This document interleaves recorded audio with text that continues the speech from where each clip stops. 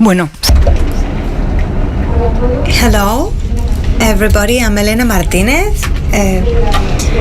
On behalf of the publishing house and the Penguin Group, I want to thank the Fundación Telefónica because they are celebrating their 100-year anniversary with the beautiful title, Let's Imagine the Future We Have.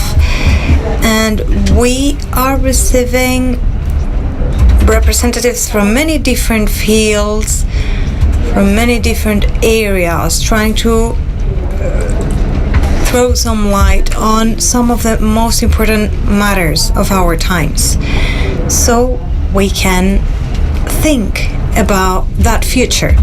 It's a cycle that looks to the future. It's a beautiful initiative that collaborates with the streaming platform of Fundación Telefónica that helps disseminate all these voices. And today we have a very special voice with us, which is Thomas Hertog, a Belgian cosmologist with a great international career as a researcher. I am sure that many of you here today, you are aware that it's someone very special that's here with us today. Not everybody is called by Stephen Hawking to study his PhD with him. And that's what happened to him. And that was the beginning of a beautiful friendship, of a long collaboration that was very fruitful. This book is one of those objectives that they accomplished. Not the most important one, but it's a wonderful result that we can all enjoy. All those of us who can read the book, even those of us who don't have any knowledge of physics. The book is a very generous piece. I am really grateful to Thomas Hertog for sharing everything he learned with the world.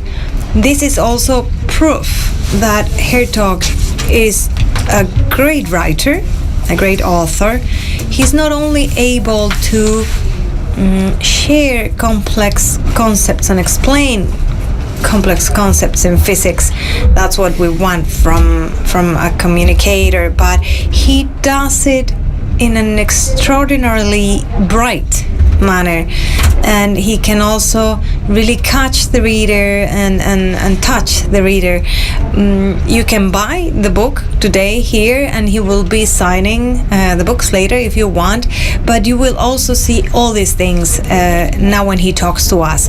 I'm going to give the floor to him because I just want to stop listening to myself and be able to listen to him. But I would like to ask you something. While you're listening to him, try to compile all those questions that will come to your mind, because I'm sure that it's going to be very stimulating. And after his speech, we can all try to make the best of this opportunity to have a dialogue with him, and you can share all your questions. Thank you very much.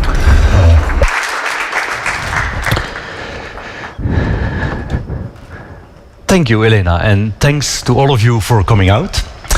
So, 25 years ago, the great Stephen Hawking invited me to his office to discuss the Big Bang. That was his idea of a job interview.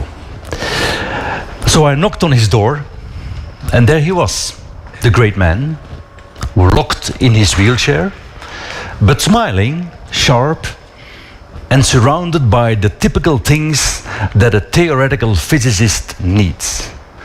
Lots of books, a dysfunctional desktop, and a picture of Marilyn Monroe on the wall. He had already lost his voice, so there was silence. But he could compose a sentence through a computer voice, which he directed with an old-fashioned mouse, which was every morning placed carefully in his hand. And this is what he asked me during that first encounter.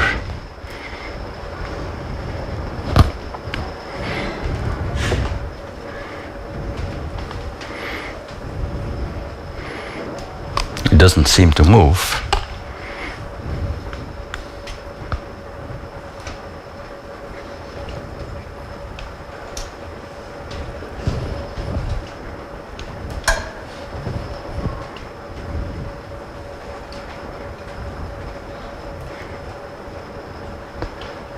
No, and there's no sound. Must be something wrong here. I think it has to switch up there.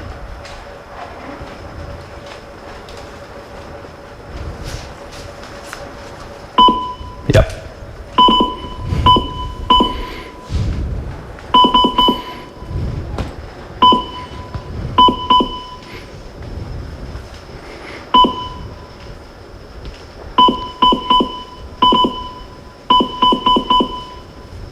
The universe appears designed. Why is it the way it is? So, good luck with your next job interview, right? So what does Stephen mean? What did Hawking mean when he says the universe is designed? Of course, we're familiar with this feeling of design from the living world. And in the old days, people thought, okay, there must be a creator. Nowadays, we understand the design of the biological world as the result of a natural evolution. An evolution which has an interplay between variation, randomness, and environmental selection. Now, this is not quite what Stephen or what a cosmologist or what a physicist would refer to when he thinks of a design of the world. What Hawking was having in his mind was not life as such, but the conditions in the universe that make life possible. If you look at these images of the James Webb Telescope, we see a strangely biophilic universe. We see regions, clouds, where new stars and galaxies are born, and we see in these clouds already the organic molecules that are the building blocks of life. But the universe wasn't born with these clouds. No, they're the result of 13 billion years of evolution, governed by the laws of physics. And it is at that bottom level that we find the most mysterious and mind-boggling apparent design. How come? Well, it turns out that the laws of physics, as we know them, have a range of properties. That if you change any of these properties, this would not have happened. The universe would not be a habitable place. If you change the type of particles, if you change the ratio of particle forces, if you change the composition of the universe, or the way it expands, or the simple fact that we have 3 dimensions of space, if you change any of these properties of the laws of physics, the universe would be a sterile, boring, lifeless place. And so, what Hawking had on his mind is, well, what should we make of this? What should we make of the strangely biophilic character of the laws of physics? It's almost as if the universe has known all along that one day it would be our home. This is crazy. And yet it's an observation. That's what Hawking had on his mind, apparently, during this very first encounter with him in '98. And later I realized why he was so obsessed with this question. He was so obsessed with this question because he thought, he had this intuition, that if we can crack this biophilic enigma, if we can understand how our existence relates to the rules on which the universe runs, we are going to learn something, not just about the universe and how it works, but about our place in the universe, about our origins, about our deepest origins. I think Stephen ultimately was some sort of cosmic humanist who wanted to sort of grab the unity behind nature. And so to explain my story, to to explain the story of our collaboration, which my book is about, I have to take you on a journey. I have to take you on a journey to the very roots of physics. We have to ponder tonight, not just physics. We have to ponder the origin of the physical laws. What do they mean? Where do they come from? And so, ever since Newton, we think of the physical laws as some sort of barcode, some sort of a set of mathematical relations which encode how the universe runs and which are there, like an eternal mathematical Platonic truth, if you wish. And all right, we must agree, these laws that even Newton wrote down, they work really well. They became very famous in the 19th century, as there was a famous moment when a French astronomer was working with the law of gravity of Newton, and he found that there had to be a planet, another planet further than the planet Uranus. So he said, well, that's great, let's call up my friend astronomer with a telescope, and he told his friend with a telescope, look there on the sky. There must be another planet. And so his friend turns his telescope, he looks, and indeed, there was Neptune. And so these kind of moments in the 19th century, whatever you guys think of the French, they did discover a planet just by calculating. So this was mind-boggling. It seemed that these laws of physics were holding a higher truth. And so people like Newton said, these are eternal, fixed, absolute truths. Someone like Einstein, for instance. Here is Albert Einstein looking out over the ocean. He thought about the laws of physics just like Newton. He was interested in finding the ultimate law. Einstein came up with the idea, all right, if that's the way physics works, there must be a final, ultimate theory. But you see, he's looking a little puzzled, and indeed, it was not going according to plan. In fact, it's Einstein's own work that began to get this Platonic vision of physics into trouble. And so this I now want to explain to you. So Einstein, what did he do? Einstein wrote down another theory of gravity, a theory which is better than Newton's. Here it is. It comes, like every physical theory, with a mathematical equation, and like all equations in physics, in the end, they're easy to read. And we will read this equation together now. Like all equations, this one has two sides. On the left-hand side, Einstein put the shape of space. The shape of space. On the right-hand side, he had all the matter and the stuff in the universe. And of course, the magic of Einstein's equation was this equal sign in the middle. That equal sign means that the shape of space is determined by the stuff that's in it. And that relation, that dialogue between these two seemingly very different things, that dialogue, he said, is what we call and perceive as gravity. So Einstein would say, if you take the mass of the Earth, then the mass of the Earth will slightly bend, slightly change that invisible abstract fabric of space around us. And it's that shape, that the valley which the mass of the Earth creates, that keeps an object like the moon nicely in orbit around our planet. So Einstein does two things. He identifies the source of gravity, and he brings in one movement space and time, these abstract metaphysical things, he brings them within physics. So now you can imagine, hey, wait a minute, what if I stuff a lot of mass together?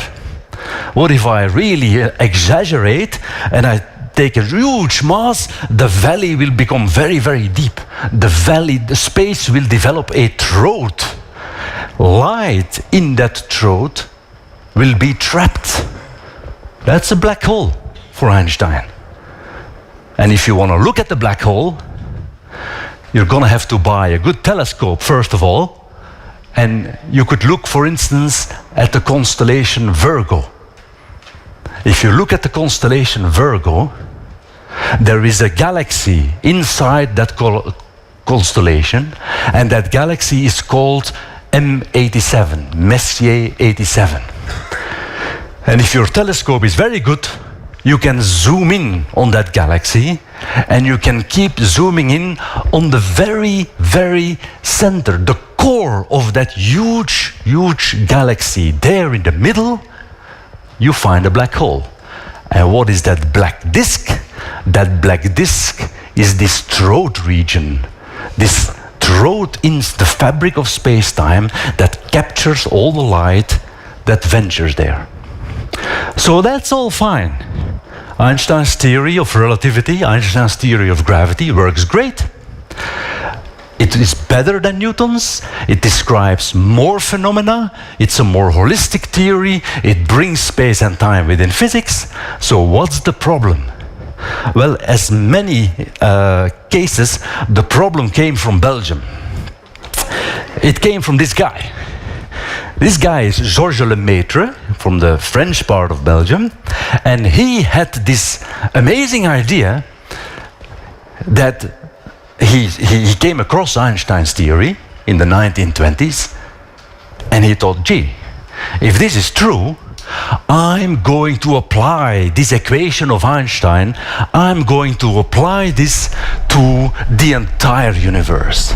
And so you have the left-hand side and the right-hand side. Lemaitre said, okay, I'm going to put all the matter on the right-hand side, all the galaxies, all the stars, and he then walked over to the left-hand side of the equation, and he found, to his surprise, that space, the very fabric of space, could not just remain still. It had to expand or contract.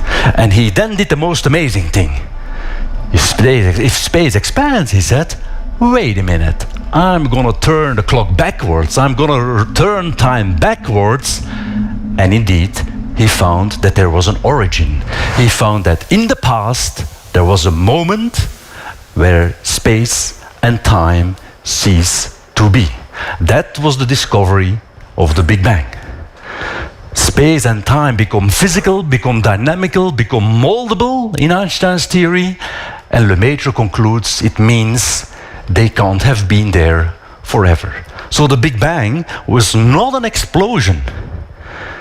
It was the origin, the most radical origin that you can imagine, and then still a little bit more radical, the origin of time. So what do you do when you discover the Big Bang? Lemaitre was an astronomer, but I'm not sure that I told you. He was also a priest. So he couldn't tell his wife. He couldn't tell the Pope. But of course he had to tell Einstein. And indeed, Einstein and Lemaitre met in the margin of a conference in 1927 in Brussels, where Lemaitre explains to Einstein, look, your theory is great, but it predicts the origin of time. And as you can read, Einstein was not happy. Einstein said, well, that can all be mathematically correct, your calculations can be correct, but your physical intuition is tout à fait abominable, donc rubbish.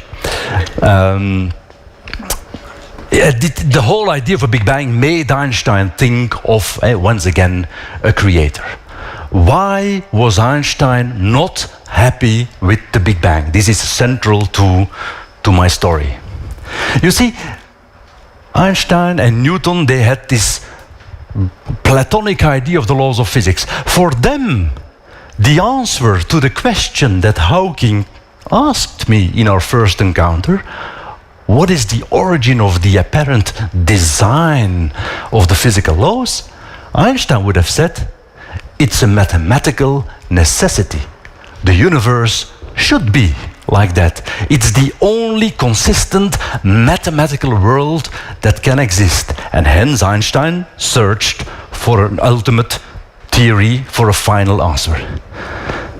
Now, what happened in the Big Bang with Einstein's theory was that when Lemaitre turned back time and ran the evolution of the universe backwards, at the Big Bang, also Einstein's equation goes down the drain.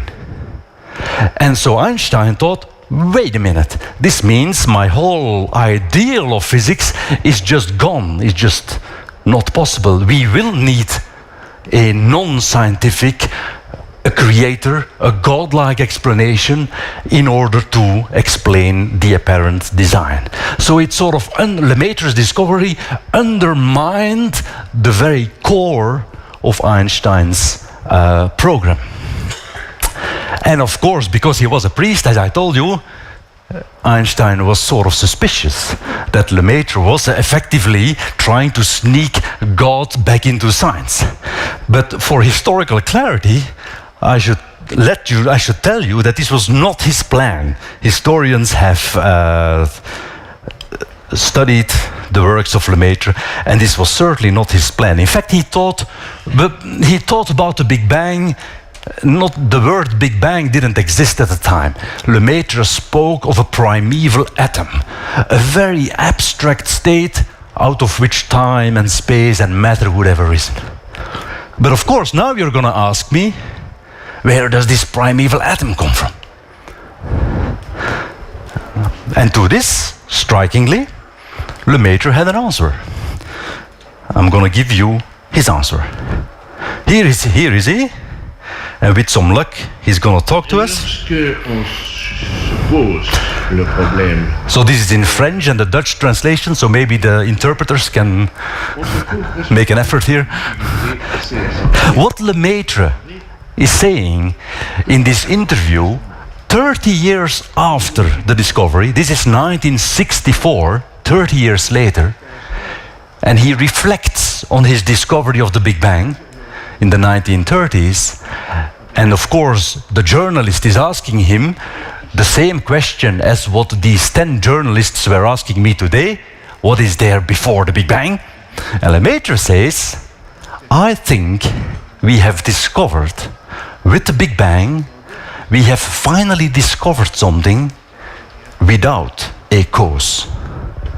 So he says here, in fact, that your question, in my thinking, of what was there before the Big Bang just evaporates, disappears. That's his intuition.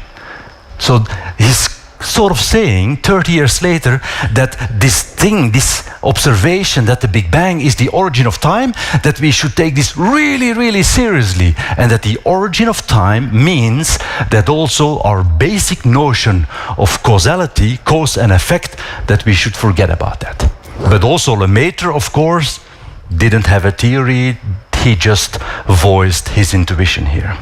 In fact, you might wonder whether he knew that out of the Big Bang, out of his primeval atom, whether we are not just living in any kind of universe, but in a very special biophilic one. Did Lemaitre and Einstein knew about this? They sort of knew. You see, this is an extremely important scientific document of the 20th century. It's the very first sort of sketch of the evolution of an expanding universe. Figures, the curves drawn by Lemaitre in probably 1929 or 1930, and these universes, some of them collapse. You're not going to have stars and galaxies there. Some of them expand really fast, far too fast to form planets and stars and galaxies. Lemaitre realized that out of all these possible universes that Einstein's theory harbors, that there's really only very, very few which become habitable. In fact, on this document, there's only one universe which is habitable. right? It's the one that sort of goes off horizontally. It's the one that expands very, very slowly, and that's the one in which you have a lot of time for galaxies and stars and eventually life to form. And of course, it doesn't stop there, right? Lemaitre came to the edge of his page, but there's a second page in the archives where the thing continues. Why is this an important document? For these curves, but also down here, Lemaitre writes t equal 0. The zero of time. It is the very first mention in the scientific literature of what we know today as the Big Bang. I'm going to fast forward now, once again, to the 60s, when finally some sort of proof of the Big Bang theory was found. In the 1960s, the Americans were developing huge radio antennas for intercontinental communication. Here are the folks in Bell Labs, and it is those radio antennas that heard a sort of noise. Wherever you turn these radio antennas, you hear a faint noise. That was the afterglow, that was the remnant heat of the Big Bang. What has happened since the Big Bang, with the expansion of the universe, the heat of the Big Bang has not disappeared. Yeah, where could it go? The universe is all there is, it's all. But the heat of the Big Bang has cooled down because of the expansion of the universe. It still fills all of space, it fills this room, but it's very, very cold radio radiation, which you can observe with such antennas. And of course now, we have satellites to map out the heat of the Big Bang. This is a temperature map, an all-sky image. Not of the stars and the galaxies, but of the afterglow of the Big Bang. And it shows the temperature of the Big Bang radiation. And the difference between blue and red is a tiny, tiny, tiny fraction of 1 degree. So the Big Bang was flickering, was not equally hot everywhere. The primeval universe was flickering. And those flickers were crucial, because if you evolve this baby universe forward, if you go millions and millions of years forward in time, then in the slightly hotter regions, that's where eventually the first stars were born. That's where you form structures, where you form the cosmic structures like galaxies, stars, planets, and so forth. And you see, after a few billion years, the universe sort of relaxes a bit.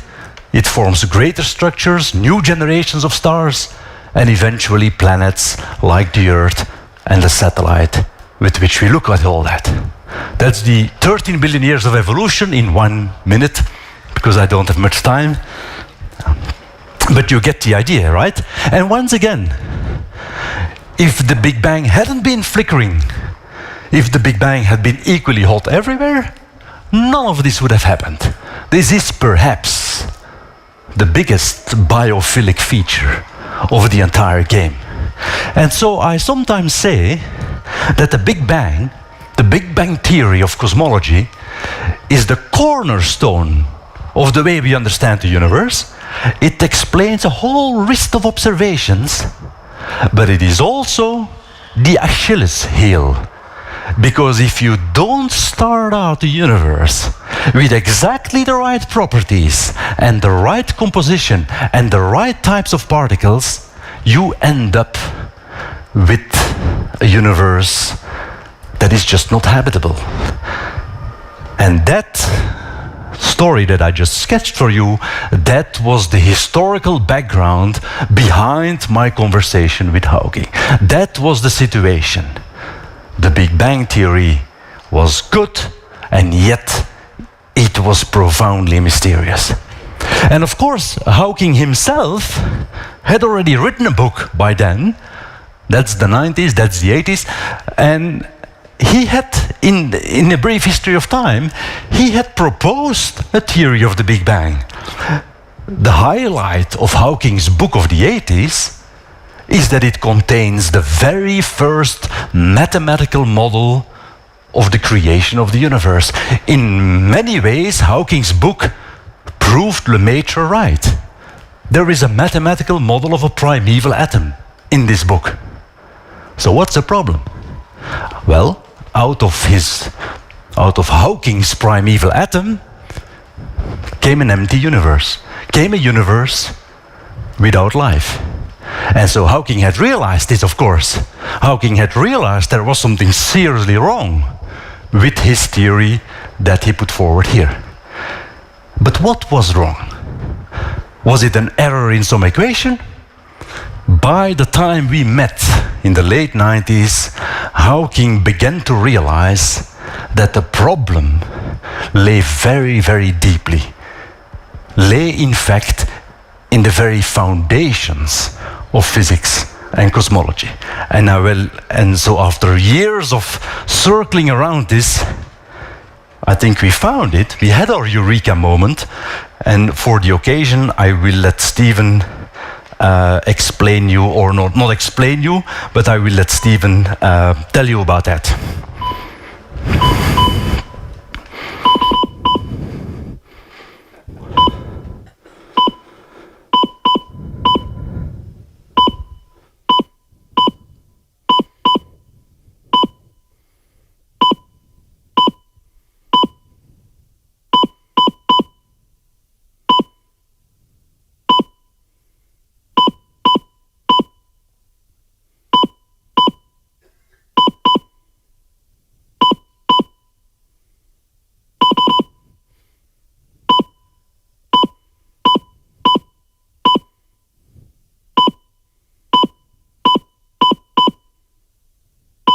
Changed my mind. A brief history of time is written from the wrong perspective. We are not angels who view the universe from the outside. So, as you can see, working with Hawking was a little bit like talking to an oracle. Right?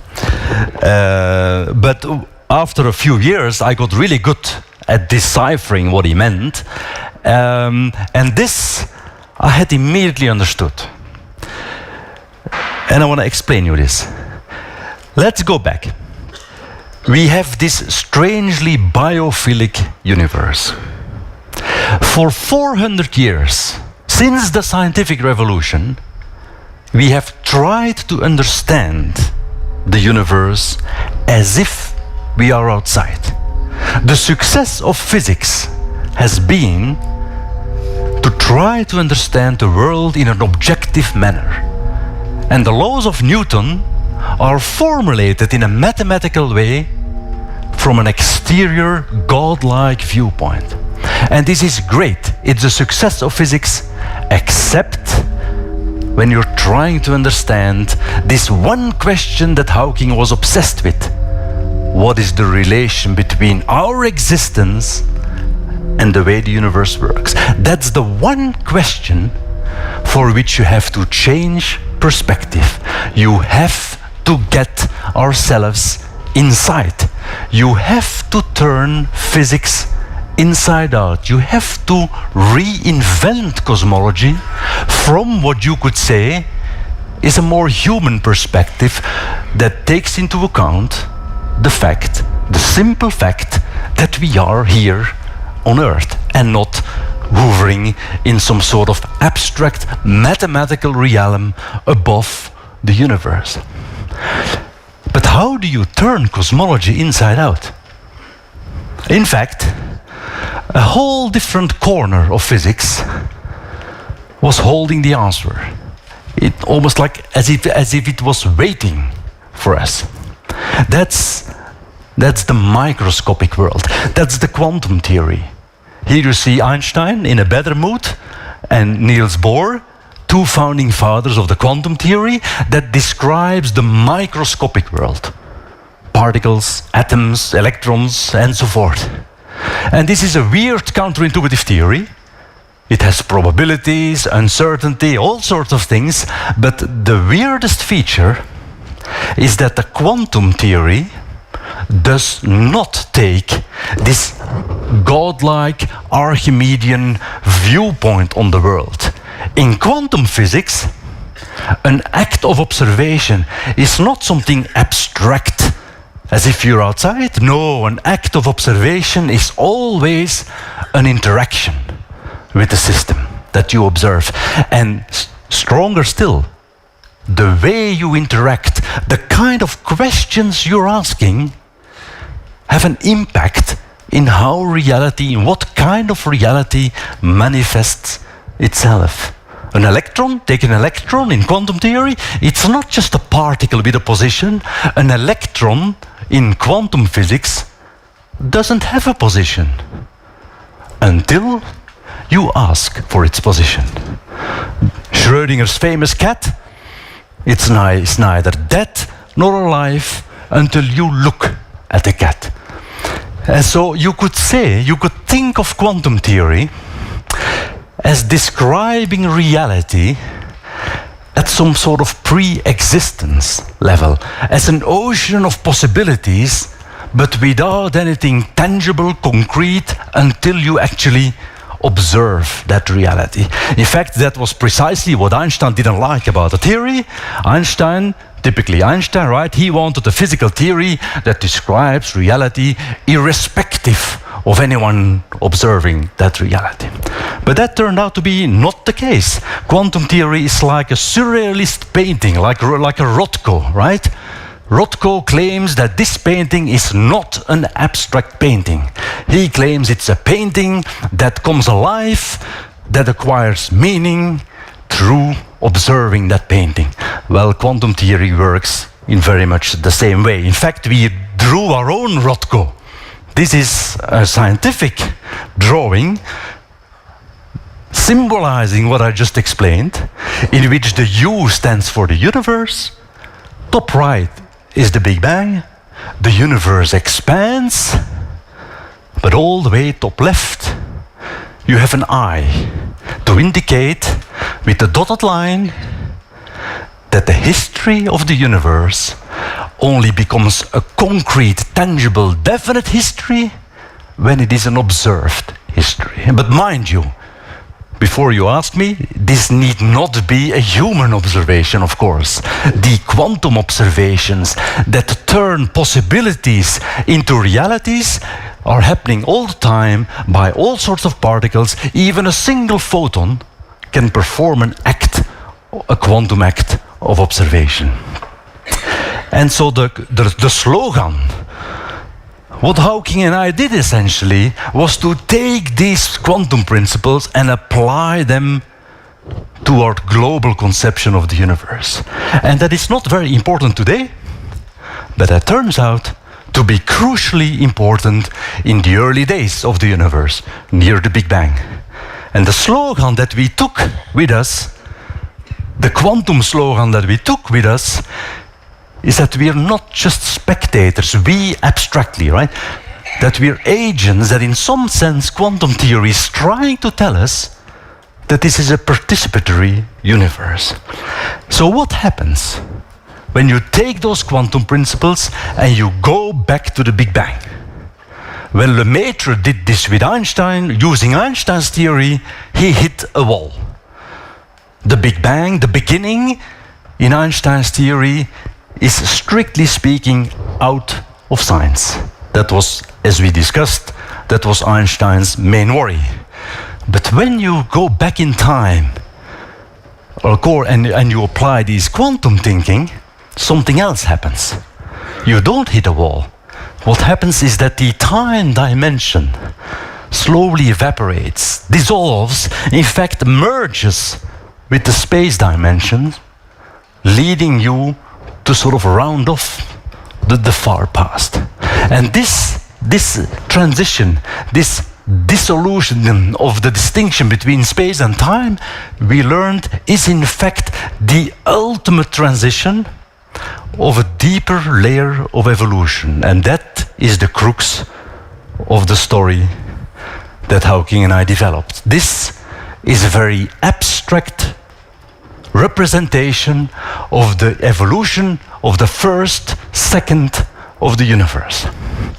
On the top, we have the physical laws as we know them today. We go back in time by going to the bottom of the slide. What you see on this slide is that the distinct forces of nature that we have today, in the extreme conditions near the Big Bang, they lose their identity, they merge, they unify, they simplify, until ultimately also the distinction between space and time disappears. And of course this tree of physical laws reminds us of something. It reminds us of Darwin. It reminds us of the tree of life. On the right here, you see Darwin's first sketch, very first sketch when he was just back from Galapagos, very first sketch of the tree of life. Sorry, on the left, right? On the right there is one of these sketches of Georges Lemaitre of this biophilic expanding universe. Now here comes the clue. For 90 years we have tried to understand biological evolution and cosmological evolution on ontologically different principles. Biological evolution is about variation and selection. It's profoundly about change and randomness. Cosmological evolution we have tried to understand on the basis of immutable, fixed, eternal, transcendental laws of physics. The crux of the hypothesis that Hawking and I developed is that this was a mistake. That these are in fact two very different levels of a grand evolutionary scheme in which it seems today that the laws of physics are fixed, and that is the case. But if you're crazy enough, like Hawking, to go back all the way to the Big Bang, you discover that also the laws of physics are the result of an evolution, that the laws of physics are not immutable. And hence, of course, the title of my book, On the Origin of Time, is of course a variation of Darwin's title, On the Origin of Species. It's a kind of vision in which biology and physics are not, unlike the last 400 years, epistemologically on different footings. So that's the very, very briefly the journey that, or trajectory that Stephen and I walked together. It started out in the late 90s. It was a lot of fun along the way, and it ended, of course, in 2018 when he passed away. So our answer, why is the universe biophilic, is that it is not a creator, not a mathematical necessity, as Einstein or Newton would have said, not the complete randomness of a multiverse in which we lose all scientific productivity, but something in between, namely a profoundly evolutionary explanation. That's what we're offering. The laws of physics themselves are emergent properties of the universe in our thinking, just like the law, like any law of biology, is an emergent property. Their evolutionary nature is just hidden. It's hidden in the far, far past. After these first brief instances, the laws of physics crystallized and have remained the same. Could they have turned out differently? Yes. Just like the tree of life could have turned out differently. Could there be other universes? Perhaps, but they don't enter in the predictive scheme of what we propose. Just like there could be life on another planet, but Darwin didn't need that to reconstruct the tree of life on this planet. In fact, Hawking's ashes, for those who don't know, Hawking's ashes are today buried in Westminster Abbey. And these ashes have been placed in between the graves of Newton and Darwin. I don't know whether the priest in Westminster knew what he was doing, but I would certainly agree that this is an appropriate place to put these ashes. So, in the remaining sort of 5 or 10 minutes, I'd like to look forward. I'd like to look towards the future.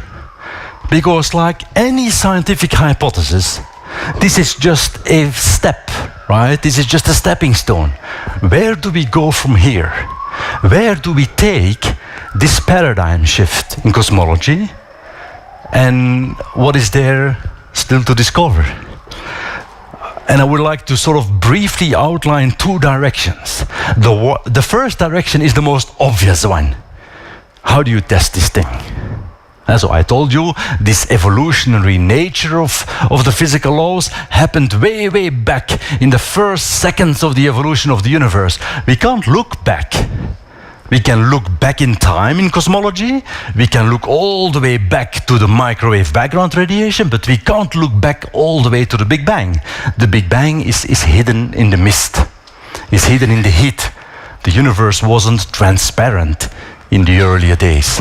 So how can we unlock this deepest layer of evolution that I've talked about? Well, we are gonna have to learn to look at the universe in a different way. Which way? Let's go back one more time to this equation of Einstein, which you all remember. This equation of Einstein is hiding a completely new form of information about the universe, which we have not yet exploited. That information is called gravitational waves.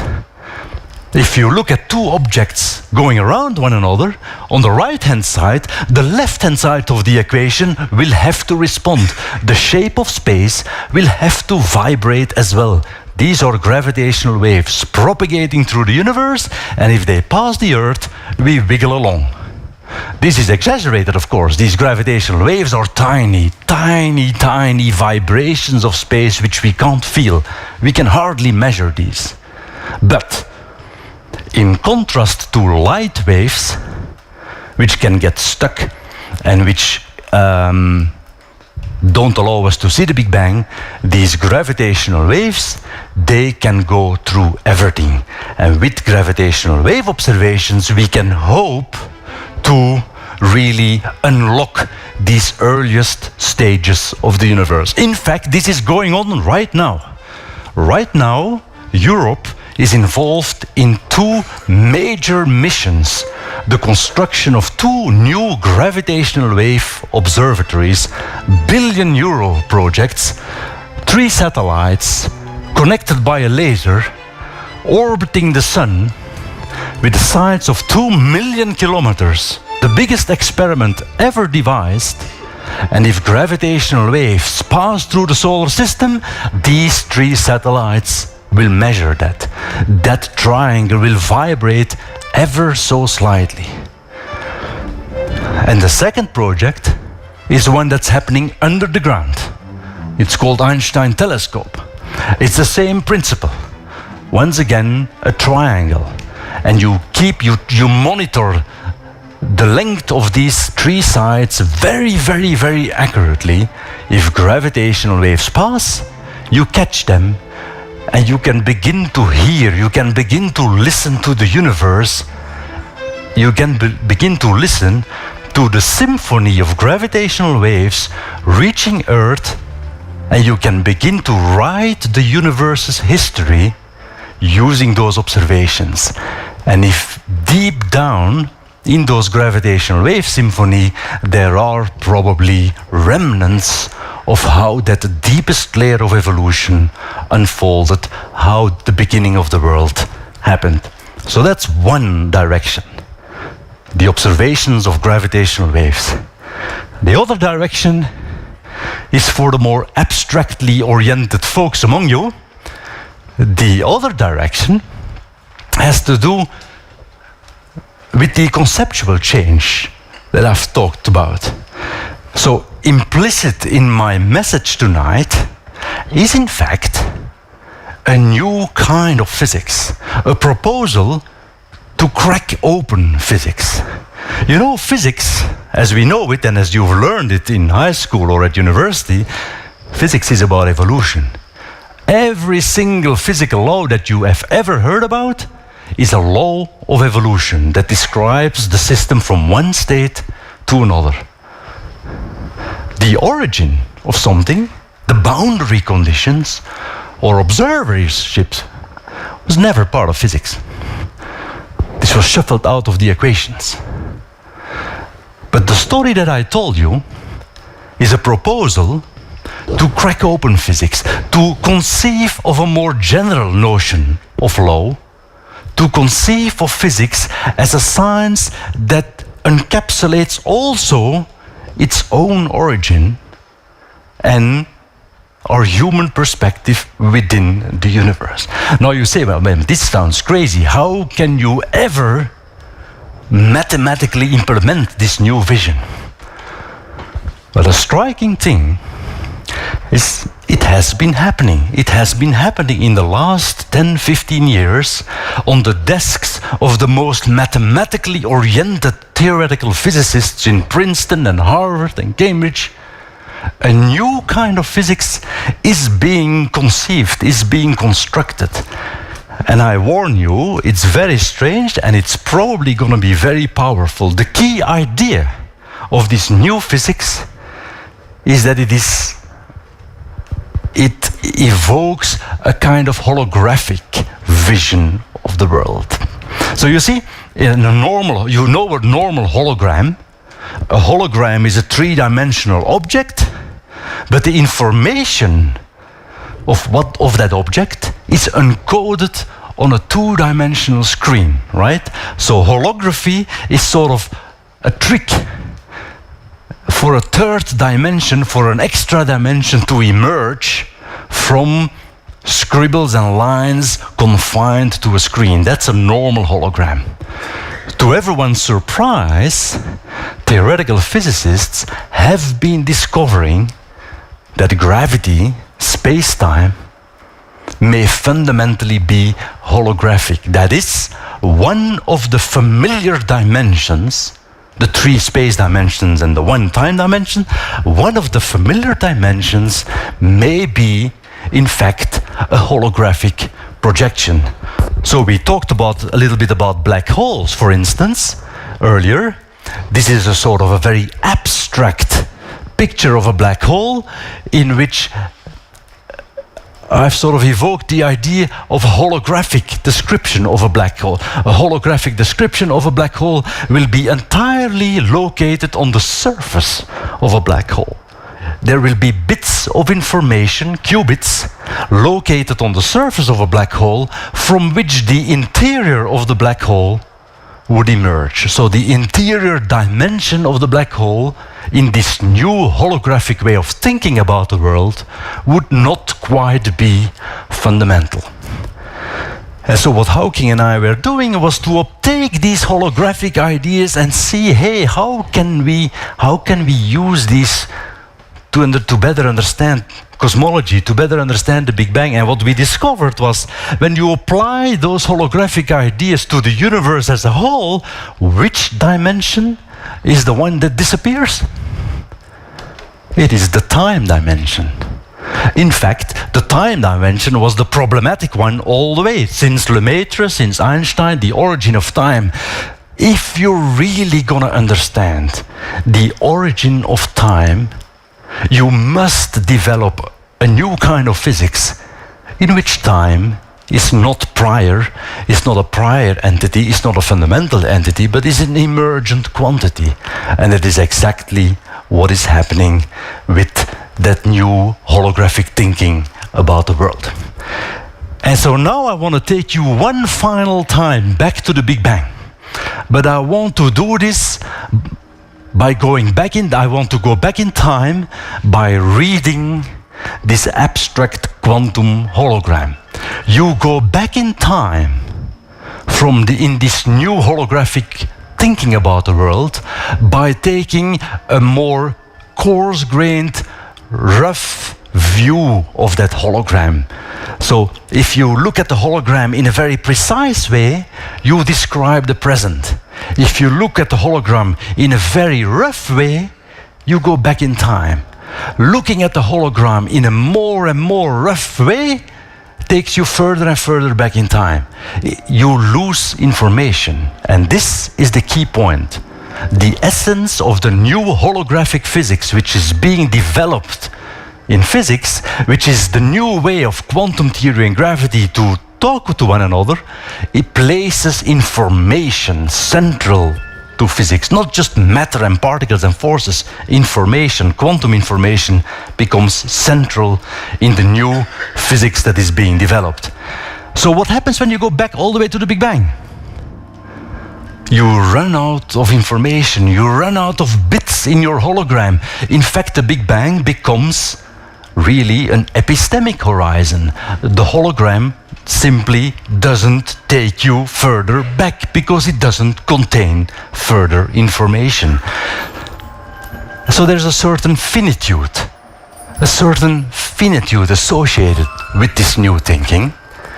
The laws of physics as the result of an evolution.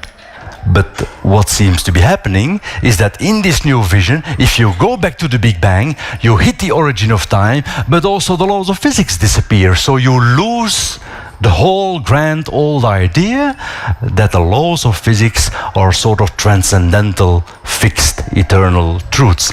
And that finitude, strangely enough, is something which was anticipated not by scientists, but by philosophers. In the 1960s, Hannah Arendt, concerned about our madness of how we use science and technology, came to the conclusion that if science and technology are ultimately going to lead to a new worldview, one way or another, they must encode our human condition within the universe here on Earth. There must be associated with that human condition a certain finitude, a certain limitation of what science can do or can tell us about the world. That was the key point of her book, The Human Condition. And in that book, she looked at the science of her day. She looked at the science of her times. And she did not find any trace of the human condition here on Earth in the physics of her days. Because all physicists and all scientists were happily working from a godlike, abstract Archimedean viewpoint as what they had been doing 400 years. So I do claim that this new hypothesis that Hawking and I put forward is a response to Arendt's concern. We go back in time towards the Big Bang, and also the laws of physics disappear into the Big Bang. So somehow we wrote down a formula, we wrote down an equation, and that equation is that combination of observership, origin, and evolution, and it allows you to go back to the Big Bang, but at the Big Bang you see that the equation sort of evaporates itself. Thanks.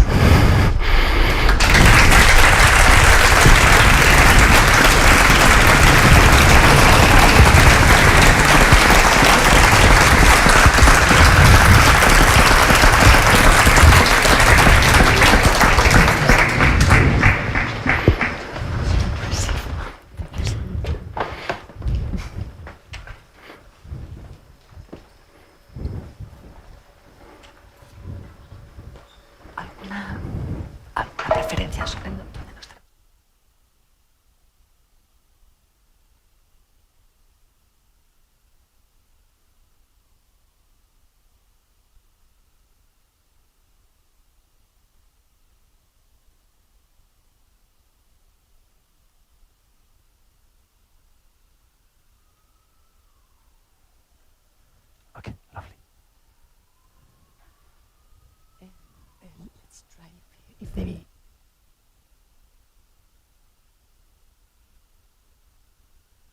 Vale, bueno, voy a hablar. ¿Está funcionando bien? Testing, testing. 1, 2, 3. Can you hear us? Well, then I'm going to break the ice, although I'm sure that many of you already have questions in your mind. But since this wonderful presentation finished now, and I'm sure you're all as amazed as I am, but I was told that it was like that, but I'm still shocked anyway.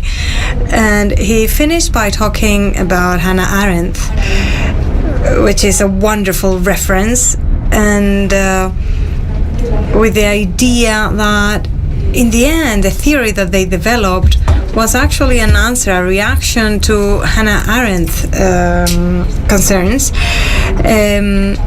This has been a big impact for me, and also in this presentation we see the idea that throughout all the research, all the work, there's something underlying there, a metaphysic truth. And for those of us who don't know about physics, many of the questions that you shared, they sound like if there was a philosopher questioning those things, more than a physicist.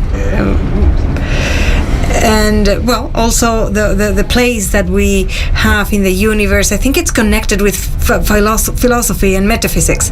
And I would like to know what's the relation that you find between these two disciplines, physics and philosophy. And I would like to know as well, what was the philosophy have to do with Hawking's work? Right, because philosophy, Hawking liked to say that he hated philosophy, right? So what is going on here? I think what we were doing was not philosophy. I think what we were doing perhaps was philosophy in physics and not philosophy of physics. And Hawking was very clear about that. To me, he was one of the very few, and certainly the first one that I met, very few physicists who was driven almost directly by these age-old philosophical questions. But he was very, very rigid about elucidating, exploring those questions within the context of physics. So that's why I'm sort of saying I think Hawking's sweet spot was to do philosophy in physics, was to attack the most fundamental questions, but within the context of modern science. Essentially pushing physics to the far frontier, to the fringes, and see where it breaks down, how it should change, what happens, really. So we did not have the impression, we certainly did not feel like we were doing philosophy, although I realize, of course, we were addressing age-old philosophical questions. In our technical papers, because of course this book is a translation, if you wish, not just from English to Spanish, but from technical papers into accessible reading. In our technical papers, the philosophy is really kept to a minimum. They're very mathematical, they're very calculational. What I have done here in this book is to switch these two, is to put the philosophical questions central. Those were the things that Stephen and I were talking about after dinner, and to leave the mathematics out, and to tell the story from that perspective, so to speak.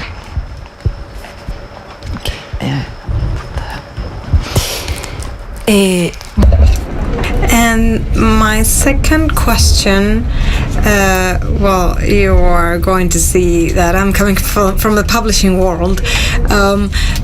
It's really a big impact for me the moment when Hawking says that A Brief History of Time was written from the wrong perspective, because it's one of the scientific books that is most sold in the planet in the last 50 years, probably. El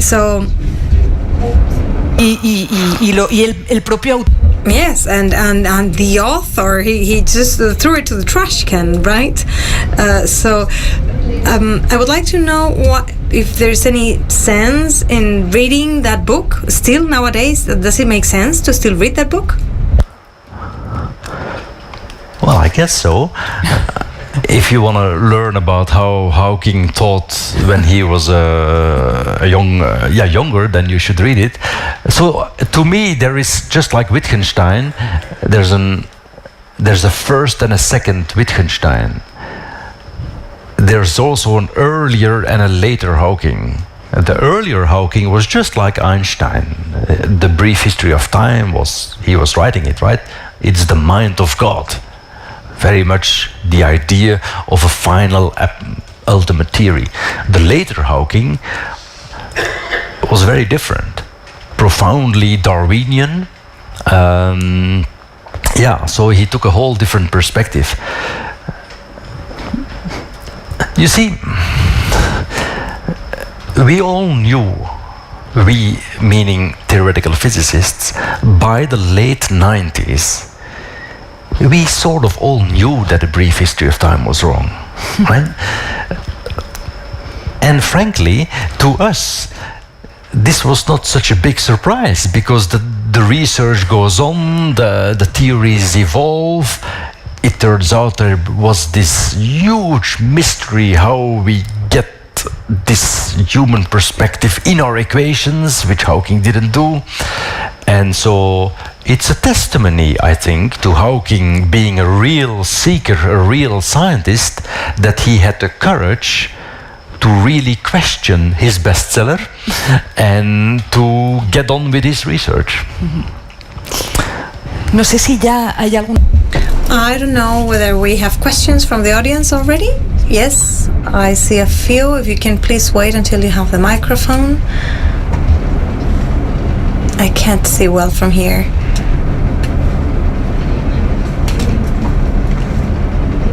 Hello. We are amazed, all of us. We've watched Hawking's TV series and some of the series now in Spain.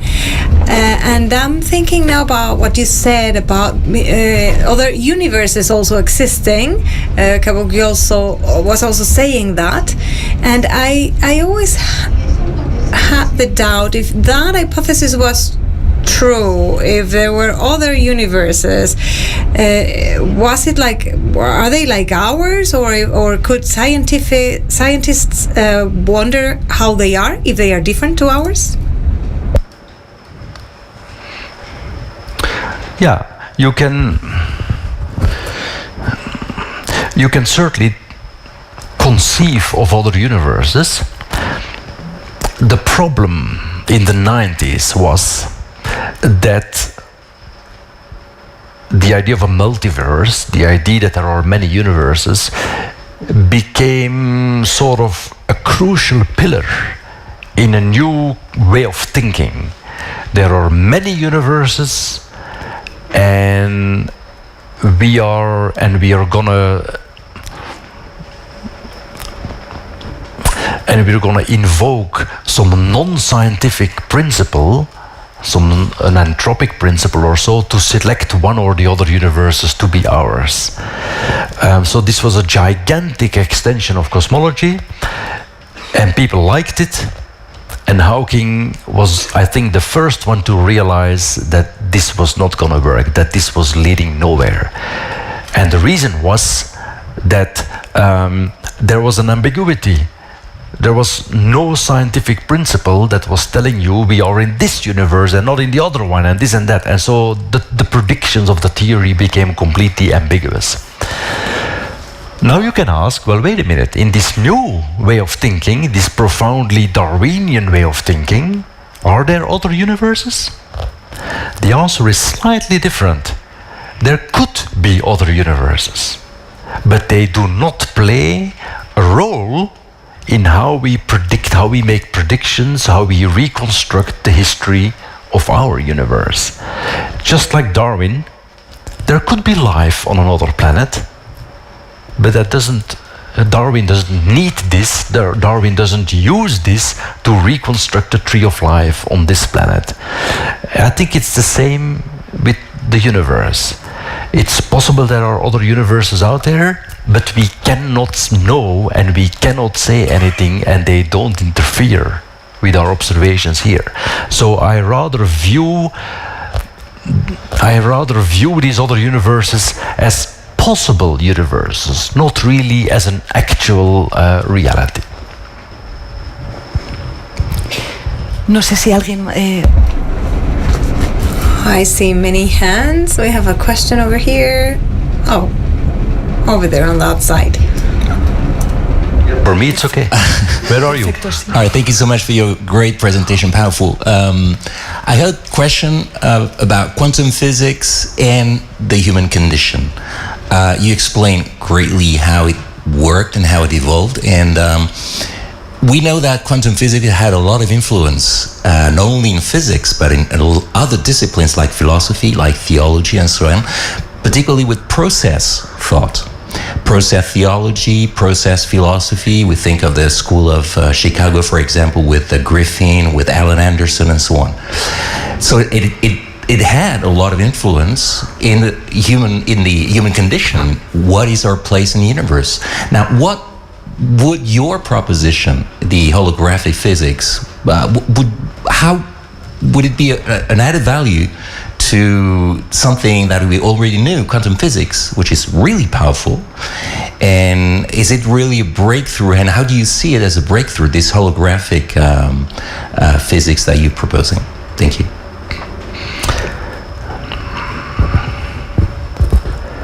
So, yeah, of course, quantum physics had a lot of influence, but it was never applied, that was never applied to the universe as a whole.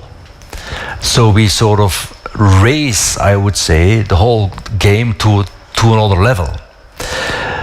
Most of the influence of quantum physics, most of these studies had always sort of assumed an external classical world, as you probably know, right? This, of course, is rubbish in cosmology. You're not even gonna start doing cosmology by assuming some bigger box. So I think it's really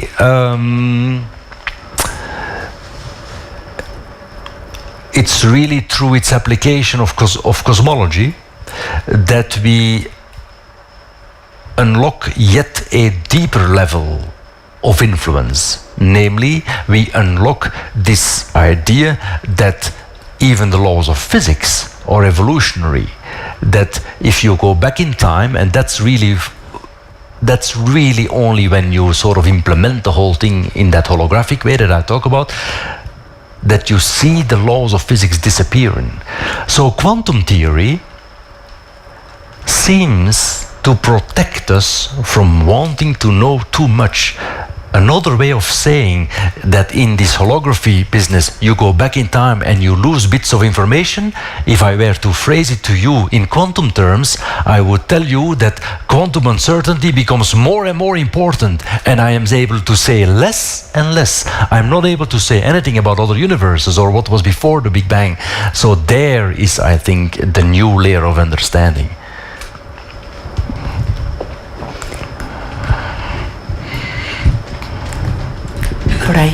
There's another. May I ask a question? As you said, this strange biophilic universe allows life. The thing is that because of the Doppler effect, we know that our current universe is still expanding. The thing is, as time goes by and the universe cools more and more, will the odds of life appearing increase, like at the same time? Okay, yeah. Right, good. So I think you're asking, wait, if the universe keeps on expanding, and in fact the expansion is accelerating, so the universe, it seems like it's gonna become dark, and eventually there will be no stars left. So it's not gonna be a habitable place anymore, but still, we've got 10 billion years to enjoy, right? So it's not nothing.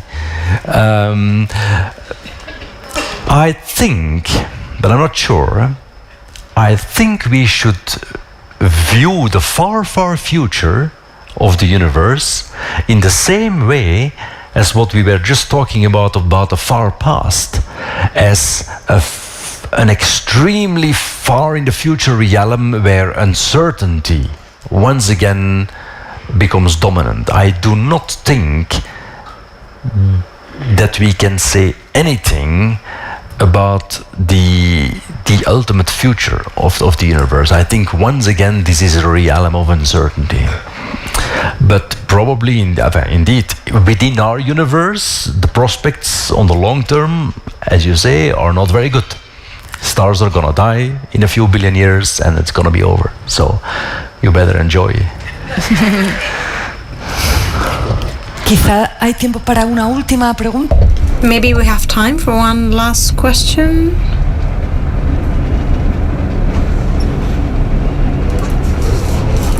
Patience. My question is, do you think that there is any purpose in the universe? And if so, are we the purpose of the universe or not? I would like to know your opinion. Thank you. Okay, so it seems to me clear that the universe as a whole, the laws of physics, the tree of life, that there is no teleological aspect playing. We are not evolving towards some goal. We are not evolving towards a given future, whatever it might be.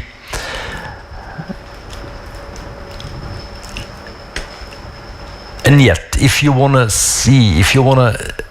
extract the seeds of a new worldview out of this hypothesis, then I think it emphasizes precisely what you're alluding to, the consciousness that we are agents within the universe.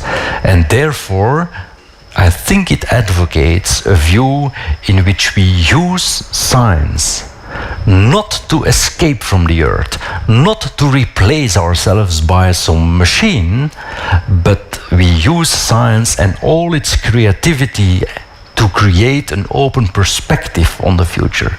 It puts, in a very subtle, non-privileged way, humankind back in the center of cosmology. That's in fact literally what Hawking at some point told me. This change of perspective from outside to inside assigns some role.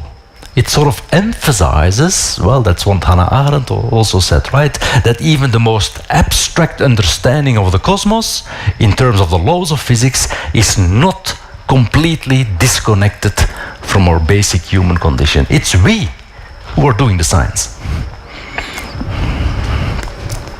Quizá nos dan permiso para una última pregunta. They're telling me we have time for one last question. We have someone raising their hand here. Very good. Last hand, last question we have time for. We are choosing and we are using advanced technology not only for the universe investigation, but also for other important projects nowadays.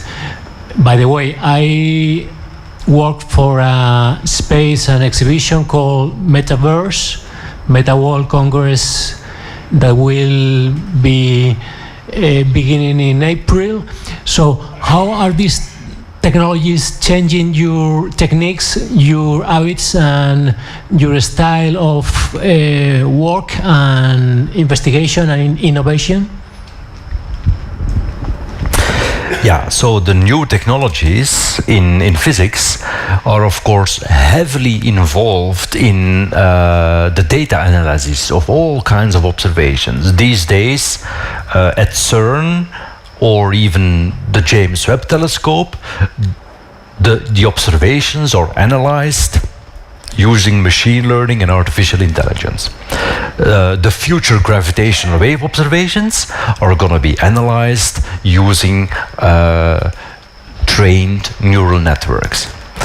What I have not seen is new technologies interfering with what I would say is the most creative aspect of theoretical physics, namely the conceptual revolutions involved in the story that I told you. Can AI be our next Einstein? Can AI think completely out of the box and reconceptualize our world? That remains, I think, for now, a truly human thing. I have not seen this. So I would be careful to jump to some sort of post-humanistic fantasy. I think for many years we will see a gradual evolution and perhaps more of a merger between our thinking and artificial intelligence. But it's important that we acquire ourselves an idea of what sort of future we want, because it's up to us to shape it. Bueno, pues me parece una manera. Well, I think this is a very beautiful way to finish, to close this session today.